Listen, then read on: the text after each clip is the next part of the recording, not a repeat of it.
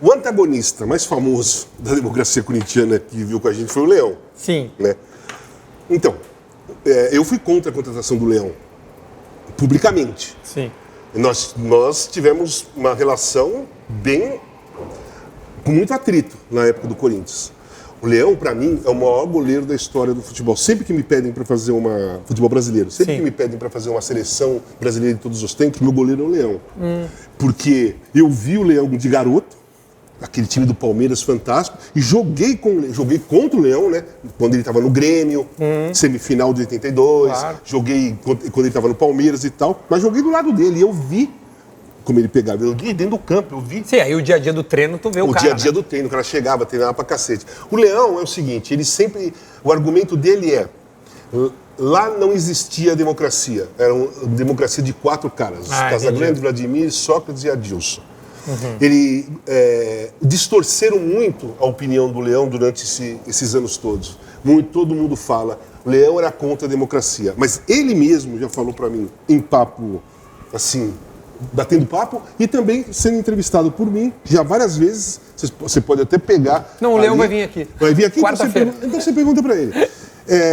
Ele fala o seguinte, Casão, eu não era contra a democracia, eu não via democracia naquilo. Entendi. Cara, Ponto de vista. é uma opinião.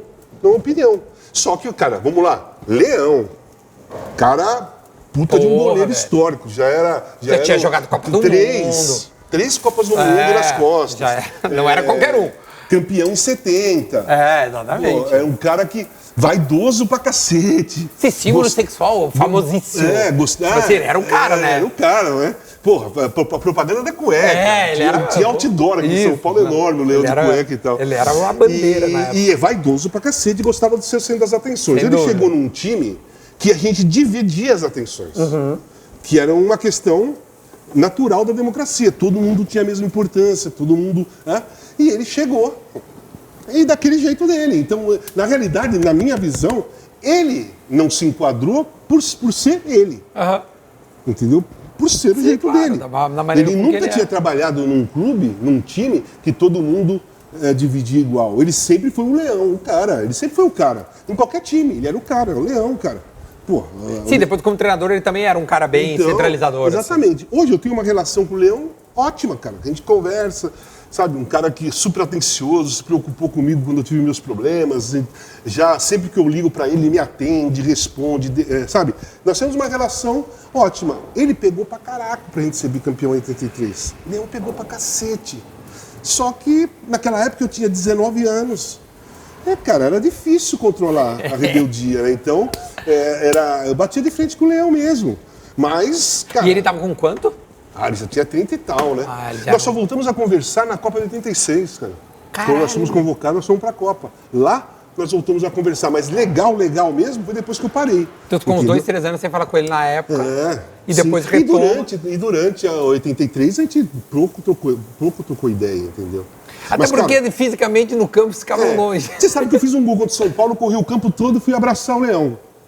Porque uma das coisas que se falava muito em 83 era que o grupo do Corinthians estava rachado, porque o Leão era contra a democracia e tal, e que eu e o Leão a gente não se falava e tal. E eu fiz um gol contra o São Paulo e espontaneamente eu saí para comemorar, continuei correndo, fui até o outro lado e abracei o Leão, para dar um basta nisso aí, para não atrapalhar o nosso...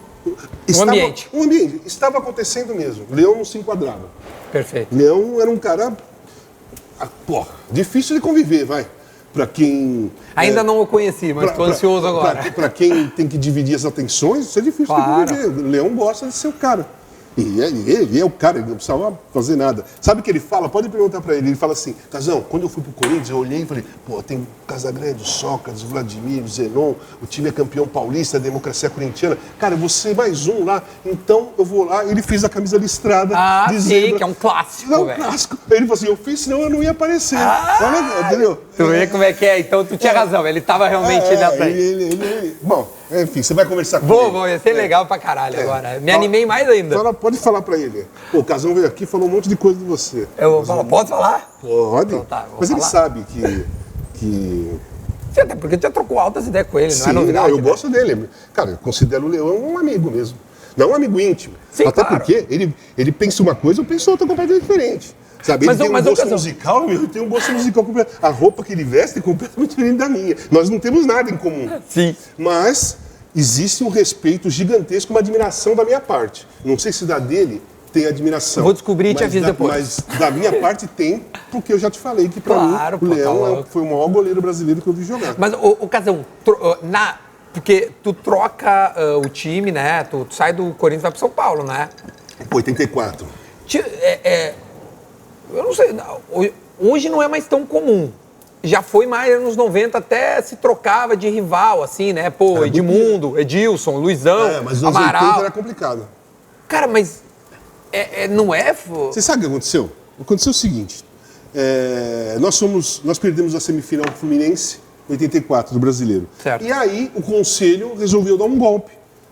O Magrão tinha sido vendido para a Fiorentina, as diretas não tinham passado, as diretas já não tinham passado. Nós participamos constantemente, diretamente nas diretas, subimos no palanque. Sim, subiu. O Magrão falou, se a emenda Dante de Oliveira passar, eu não vou embora do nosso país, tal. As diretas não foram aprovadas, o Magrão foi vendido para a Fiorentina. Os caras se aproveitaram para tentar dar um golpe na democracia. Certo. Nós fizemos a despedida do Magrão lá na Jamaica. A primeira foi lá em Juazeiro do Norte, a segunda na Jamaica. Na semana do voo, nós íamos voar para a Jamaica na sexta. Na semana, no domingo, no primeira despedida contra o Vasco lá em Juazeiro do Norte, o seu Jorge Vieira, que era o treinador, estava com pedra do rim e ele não foi. O treinador foi o Hélio Mafia, que era o preparador físico. Na terça-feira, a direção... cheguei, os jornalistas são ligeiros pra caraca, né? Os jornalistas espertos, isso ainda naquela época. Cobria ali, falava toda hora com o jogador. Hoje não aconteceu. Hoje não iria acontecer o que aconteceu. Mas naquela época aconteceu. Sabiam que eu era explosivo, que eu falava mesmo... Aí o jornalista, o repórter chegou pra mim e falou assim, Casão, quem é o treinador do Corinthians pra você? Assim, bem rápido. Eu falei, pra mim, veio na minha cabeça, pra mim é o Hélio Mafia.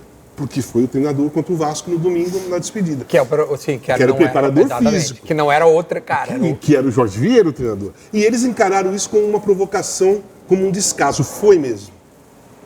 Eu falei de propósito. Perfeito. Mesmo que espontaneamente teve dolo. Teve. Ok. Mas não é um motivo para se fazer uma revolução. Mas eles me cortaram da viagem para Jamaica. Me ligaram na quinta-feira, Casão, você não vai para Jamaica. Na sexta de manhã me ligaram. No Caralho, dia você não vai, você foi cortado do voo. Beleza. Deu 10 minutinhos e ligou o Magrão para mim. Oi, aí, Big. Fala, Magrão, beleza? Você viu que os caras te cortaram da viagem pra Jamaica? Eu falei, eu vi, deixa pra lá, Magrão. Deixa pra lá não, cara, é minha despedida, você vai jogar, você vai viajar. Faz a sua mala, que o Juninho vai passar. E o Juninho morava no mesmo prédio, o zagueiro. Morava no andar de cima. O Juninho vai descer e vai te pegar e vocês vão pro aeroporto. Pode fazer a mala. Eu falei, pô, Magrão, deixa pra lá. Não, deixa pra lá, cara. Eu não vou fazer minha despedida sem você jogar. Não, beleza, eu fui. Aí quando chegou lá tinha um barzinho assim, desse tipo, em Congonhas. Naquela época não tinha o voo internacional em São Paulo. Era Congonhas, Congonhas ou Viracopos ou Galeão. Tá. Ele estava lá esperando o voo num barzinho, assim, tomando uma cerveja, aí o Magrão, jogadores do Corinthians. E do outro lado lá estava o seu Jorge Vieira, que era o treinador. Então a imprensa fazia assim, a imprensa ia lá, seu Jorge, o Casagrande vai viajar? Não, o Casagrande está cortado, ele não vai viajar. Aí os caras vinham pro lado de cá e falavam assim, Magrão, o Casagrande vai viajar? Claro, o Casagrande vai jogar, ele vai viajar, vai jogar, que a despedida é minha, ele vai jogar. Ia lá, não vai, e aqui... Como correr? Ficou aquela guerra, né? Então, nós aqui, ele lá, e aí tinha um luminoso dentro do Congonhas, do aeroporto, que passava os próximos voos, né? Claro. Aí veio assim, o luminoso, Sócrates e Casagrande, boa viagem. Sócrates e Casagrande, boa viagem. Aí o seu Jorge pegou a mala dele, saiu e foi embora. E eu fui viajar. Caralho. Joguei lá na Jamaica. Quando eu voltei... O treinador não foi, e tu foi. Quando eu voltei, eles tinham suspendido meu contrato, proibido de entrar no clube sem salário, sem nada. Porque qual era a ideia deles? O Magrão já tinha ido embora. Sim. Eles tinham que me tirar de lá pra deixar o grupo mais vulnerável, porque ia ficar só o Vladimir. Claro. Assim, só o Vladimir no sentido do que a imprensa descreveu como os líderes do movimento. Uhum.